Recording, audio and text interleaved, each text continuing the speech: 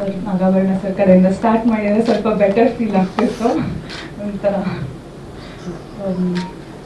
But thank you so much ಎಲ್ಲರೂ ಬಂದಿದ್ದಕ್ಕೆ.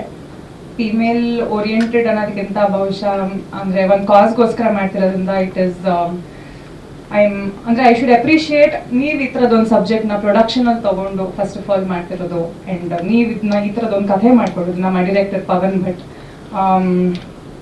ನನಗೆ ಫಸ್ಟ್ ಆ್ಯಂಡ್ ಫಾರ್ಮೋಸ್ಟ್ ರೀಸನ್ ಕಥೆ ಒಪ್ಕೊಂಡಿದ್ದ ಕಾರಣ ಇವ್ರು ಹೇಳ್ದಂಗೆ ಟೈಮ್ಲಿ ಜಸ್ಟಿಸ್ ಆಗಬೇಕು ಅಂತ. ನಾವು ಅಂದರೆ ದಿನನಿತ್ಯ ಏನೇನೋ ಒಂದಷ್ಟು ಇನ್ಸಿಡೆಂಟ್ಗಳು ಆಗ್ತಿರುತ್ತೆ.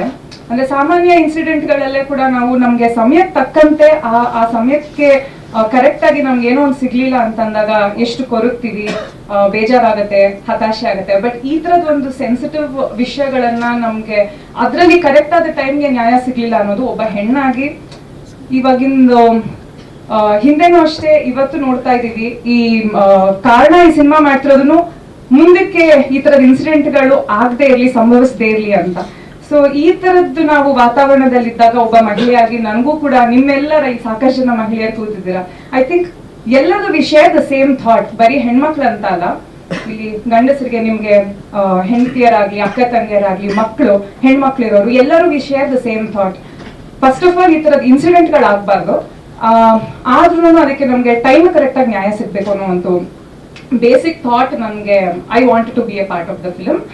ಅದನ್ನ ಹೊರತುಪಡಿಸಿ ಅಂದ್ರೆ ಅರ್ಚನಾ ಆಗಿ ಬಿಟ್ಟು ಒಬ್ಬ ಆರ್ಟಿಸ್ಟ್ ಆಗಿ ಯೋಚನೆ ಮಾಡೋದಾದ್ರೆ ನನಗೆ ಐ ಡೋಂಟ್ ನೋ ನಿಮ್ಮಲ್ಲಿ ಎಷ್ಟು ಜನ ಪ್ರೈಮಲ್ ಫಿಯರ್ ಅಂತ ಒಂದು ಸಿನಿಮಾ, ಹಳೆ ಇಂಗ್ಲಿಷ್ ಸಿನಿಮಾ, ಅದು ಯಾವ ಲೆವೆಲ್ಗೆ ಅದರಲ್ಲಿ ಆಕ್ಟಿಂಗ್ ಹೇಗಿದೆ ಅಂತಂದ್ರೆ ಈ ತರದ್ದು ಅಂದ್ರೆ ಪ್ರತಿಯೊಬ್ಬ ಆಕ್ಟರ್ಗೆ ಆ ತರದೊಂದು ಪಾತ್ರ ಮಾಡ್ಬೇಕು ಅನ್ನೋದೊಂದು ಡ್ರೀಮ್ ಇರುತ್ತೆ.